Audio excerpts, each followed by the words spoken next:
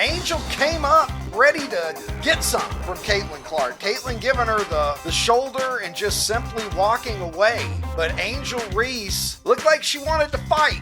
Angel Reese, after the game, ultimately saying it was a basketball play as well, but she sure didn't act like she thought it was a basketball play. And this is the thing about Angel Reese. She's always talking out of both sides of her mouth. Nobody would know who the fuck she is if it wasn't for Caitlin Clark, and that's just the truth. It's all showbiz. And now, a man who once challenged Duran Duran to a street fight, Ricky Cobb.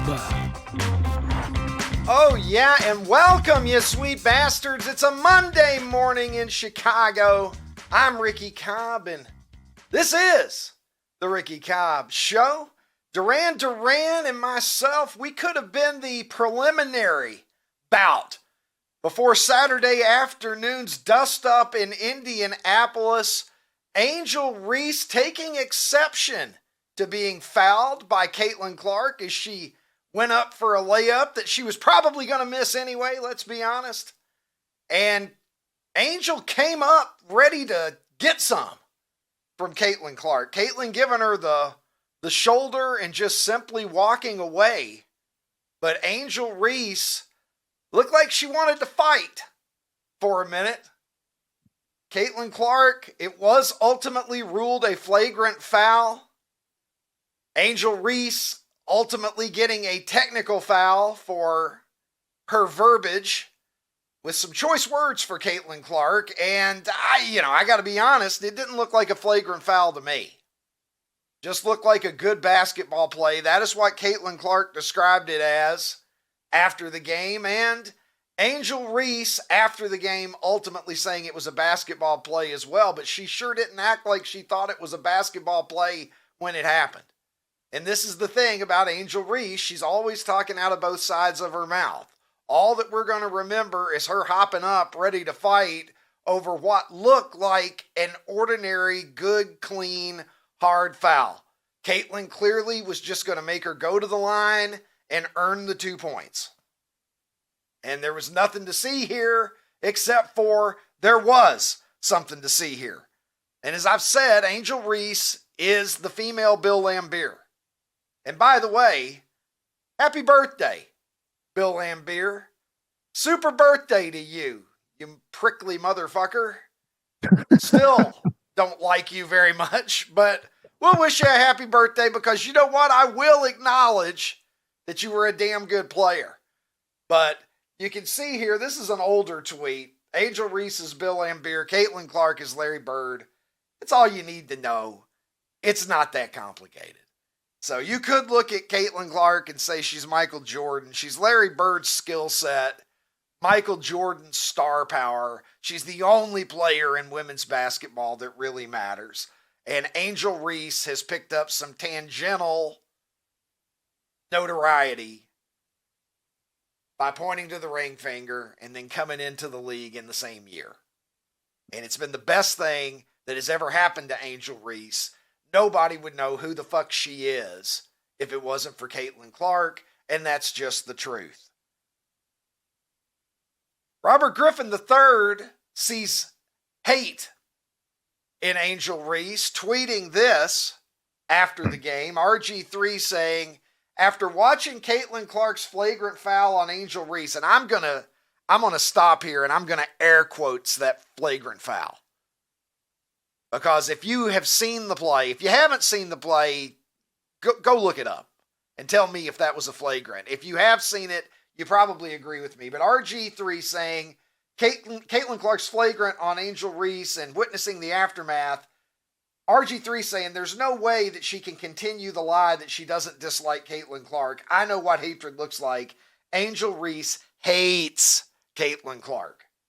Not some basketball rivalry hate either. Hate. Good old-fashioned, regular hate. And it does seem that way. Now, allegations being made against Indiana fans, some of whom perhaps, maybe, we'll see, it's being looked into, may have had hateful comments towards Angel Reese that go against league policy, and we'll see what happens there. Not the first time that we have heard allegations of derogatory things being yelled at Angel Reese and other players, and we'll see. In the past, I don't think that we've connected any particular fan to these allegations. We'll see what comes out of it in Indianapolis, but there is definitely allegations of hate to go around, for sure. And by the way, could the WNBA please learn the most basic thing that they possibly could at this point in time, and that is always give Caitlin Clark top billing. Take a look at this promo. It's game day. The Chicago Sky are in town. Caitlin is apparently one of the pips here, or whatever. She's one of the Jordanaires. We've got her in the background. She's shoulder turned looking to the camera person. Do you remember all the posters of the Chicago Bulls back in the 90s where it was Pippen on one side, Caitlin on the other, and then Horace Grant holding a basketball and looking at the camera? I don't remember that either. I don't remember it even ever being Pippen at any point. I don't remember it being Rodman. You know who the star is. And I know that this apparently goes back to the WNBA's every kid gets a trophy mentality. We want everybody to realize how important and valued they are here in the WNBA. And I know you're wanting to promote other players as stars, but get the fuck out of here. That's Taylor Swift. That's the Beatles. That's Michael Jackson. And you got her over on the right like she's one of the other chicks. Get the fuck out of here with that. It's all showbiz. Get good at showbiz. One thing that Angel is good at is showbiz. Showing up before the game wearing an interesting business suit there. What's going on there, Ron? Is she showing up for a WNBA game, or is that well, I don't even know what to say. Well, you can't even. She's not dressed like an authentic business executive, is what I'm saying. Well, I was going to say, we're not even seeing her shoes. I mean, she had these like little white, these little, she had these little high heel shoes and these little white socks. I mean, everything about her is performative. Everything about her is performative.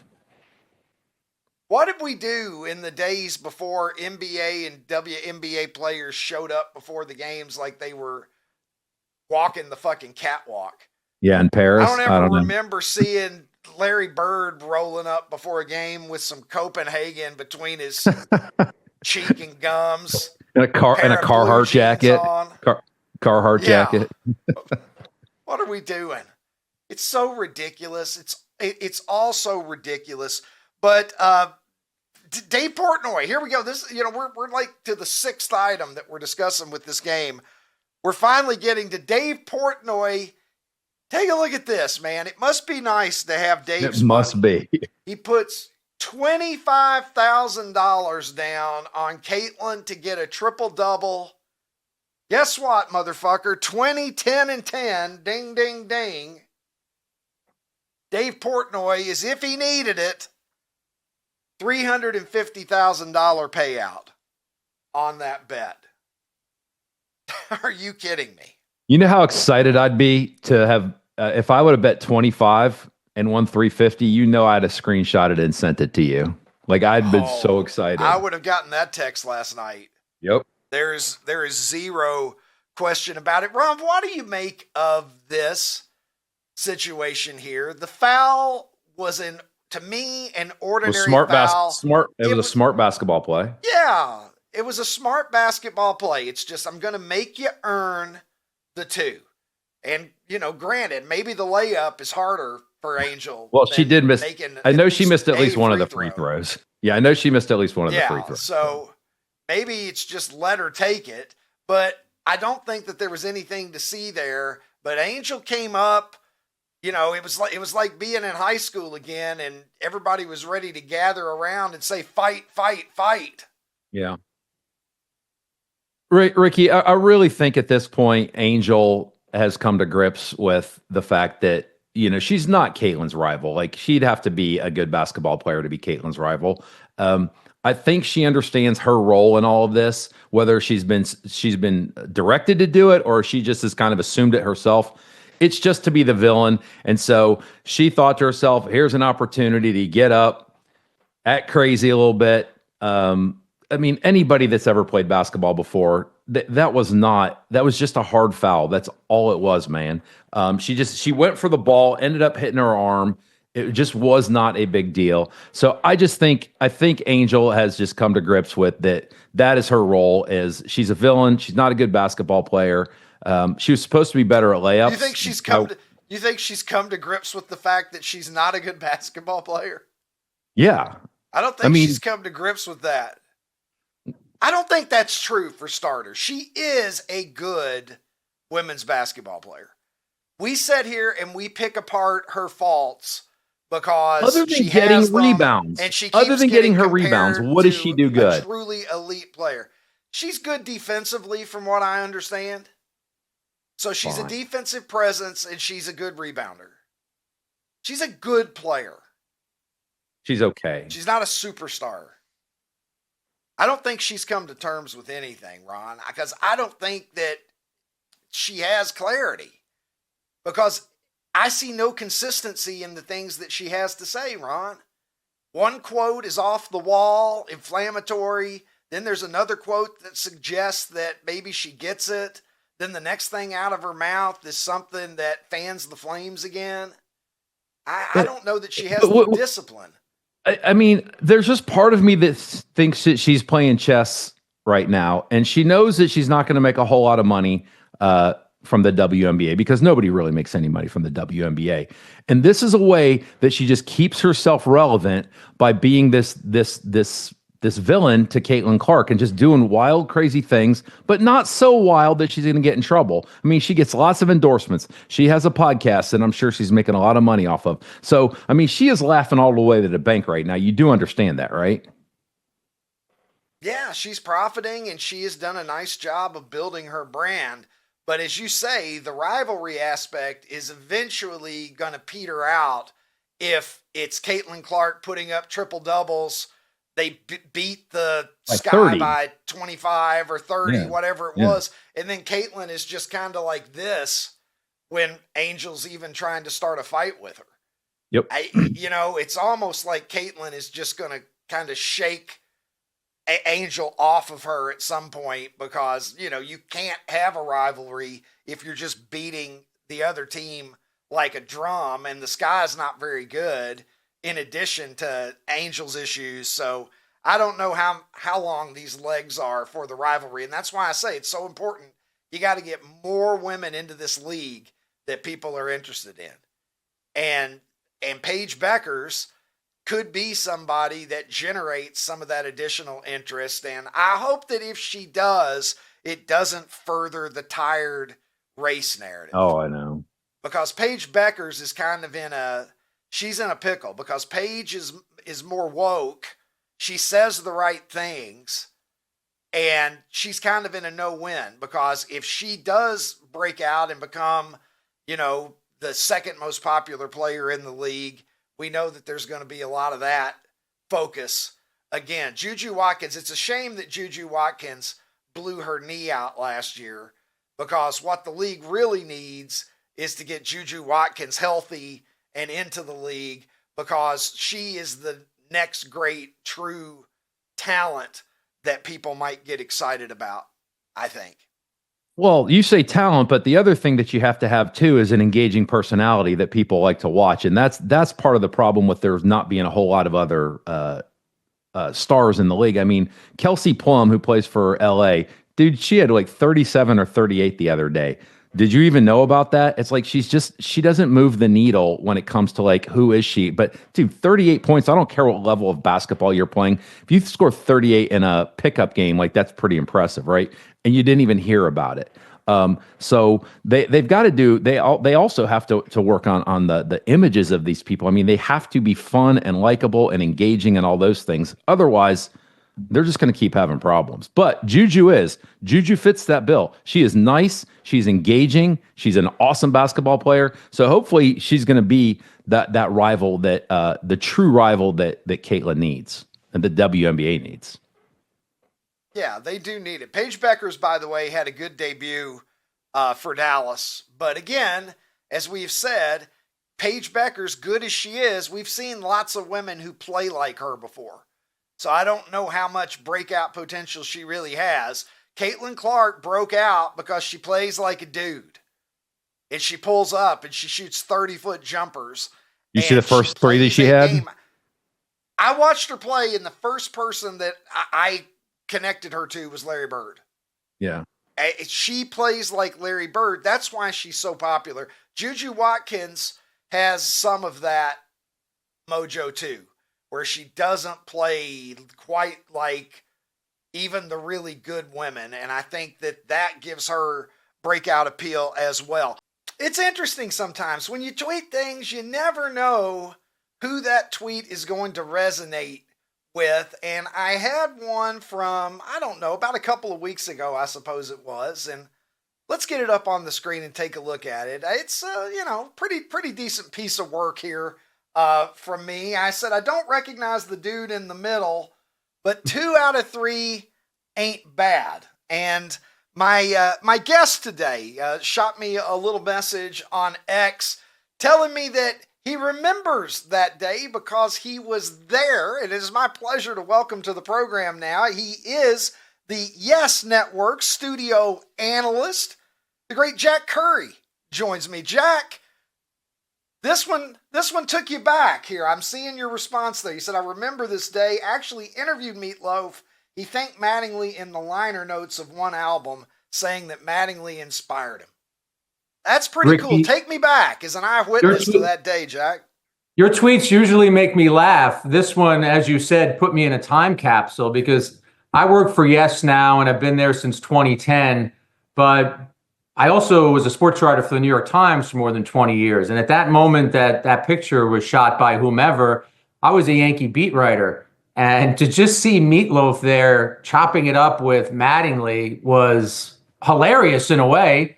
And I liked Meatloaf. I had the 8-track of Bat Out of Hell taking me back to the mid-'70s there. And when I went over and spoke to him, I said, what's the relationship between you two guys? And he told me, hey, I thanked him on my liner notes. I look for people in life who inspire me. He loved the way Mattingly played. He loved the way Mattingly carried himself. So anytime I can intersect baseball and music, I've always tried to do that in my career. So I did that with just a little note in the New York Times, but your picture reminded me of that. Yeah, that's great stuff, man. So tell me, back in the day, what were your favorite bands, favorite musicians? What were you jamming out to as a young man? So I grew up in Jersey, Ricky. So first and foremost, you're always going to love Springsteen. The first concert I ever saw was Springsteen. But I was fortunate to have a very musically savvy brother. So he's bringing home Elvis Costello. He's bringing home The Clash. We're listening to the Ramones. We're listening to Blondie and the New York Dolls. So you can see where I'm going with all this. I was a new wave punk kind of kid. I going to CBGB, listening to Talking Heads, and I have just carried that love for music forward. My dad was a musician. My brother and I have zero musical talent, but my father was more of the country stuff. So that's where my love for Johnny Cash would come in. But if I had to make up a musical Mount Rushmore, first of all, I'm chopping it up so I can get 5 in. It would be Springsteen, The Clash, Bob Marley, Johnny Cash, and Elvis Costello. That is eclectic. Yes, that is good. I saw Elvis Costello just a couple of years ago at some casino in Indiana, and he was great. Still just great. Nick Lowe opened for him. I saw Elvis about 2 months ago in Jersey, and for a guy who's in the Rock and Roll Hall of Fame, he performs a lot. He's out there on the road 100+ nights a year, and I love his musicianship. I love all that he can do on stage, even if it's just Elvis and a guitar. Favorite Elvis Costello song? You know, it's hard not to say What's So Funny About Peace, Love, and Understanding, and I'll just say it probably was hard not to pick that when I was a high school senior. It's even harder not to pick that in 2025. So it's an obvious choice. I would go with that. But if I was going to go a little deeper, Allison and She, those are a couple songs that also resonate.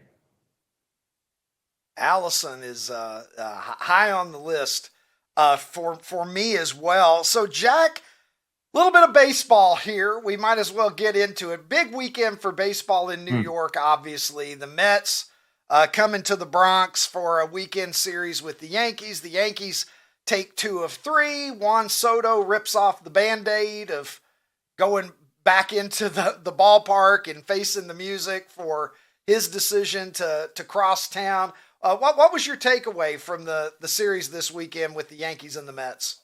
I love the Subway Series, Ricky, going back to 97 when it first started. I love the fact that you get that crosstown rivalry up front and close. I remember one of the first times I covered it, hearing dueling, let's go Mets, let's go Yankees chants. I thought that was terrific. What stood out about this one, you mentioned it already, not only Soto, which was the biggest headline, but both teams were in first place in their respective divisions. That's only the third time that has ever happened for one of these series. So I think that add even more to it. The Soto coverage was intense, as it should have been. He had a wonderful year with the Yankees, an amazing year. Finished third in the MVP voting, helped get them to a World Series. They offered $750 million. The Mets offered a little more. He decided to go and become a Met. Yankees pivoted and made the moves that they made. We all knew he was going to get booed. I give Soto some credit for kind of tapping his chest and tipping his helmet to the fans after he got booed, just as a little way to maybe diffuse some of it. But I thought the baseball was really intense. Now, last night's game got away. Bellinger hit the grand slam.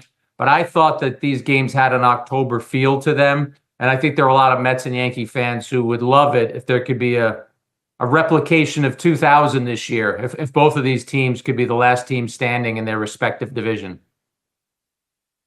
Well, the Yankees losing Soto, obviously, there for mere, coins in the couch cushions of a difference between what they offered and what the Mets ultimately succeeded with. You lose Garrett Cole, obviously, which was a huge blow to get that news back in the spring. But the Yankees are, as you said, in first place, playing very well. What's been the secret for the Yankees not seeming to really miss a beat despite Soto and Cole not being there this year? They've got a deeper lineup than they had last year, Ricky. And that's not saying that they still wouldn't have a great lineup with Soto. But last year it was Judge and Soto, and then a lot of hoping from some of their other players. But this year, Ben Rice has really surged for them. Trent Grisham has had an unbelievable run. Goldschmidt has had a renaissance. Bellinger, after a slow start, has really picked it up over the last 3 or 4 weeks.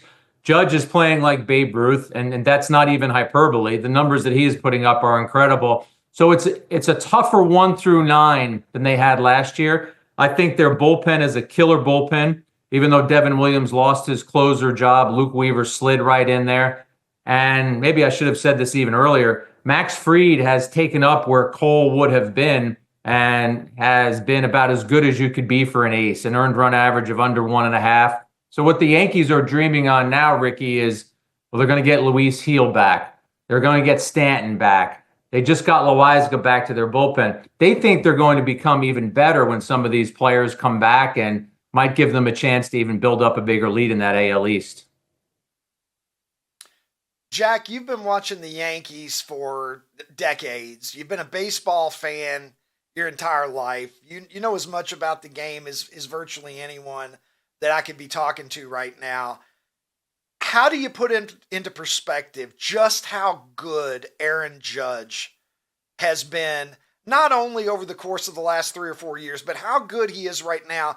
Because we're starting to hear some people come out and say that they think Aaron Judge could be, at least for peak value, the greatest right-handed hitter that the game has ever seen. I think you can make a very strong argument that he is or will end up being described as that. And Ricky, I work with a lot of great people at Yes, so every day I show up to do the pregame and the postgame, and there's a stack of research to go through. And our researchers do unbelievable work in the historical side of things that you and I are talking about right now. I'm not just going to spew a bunch of stats here, but it's harder to hit in baseball now than it's ever been before.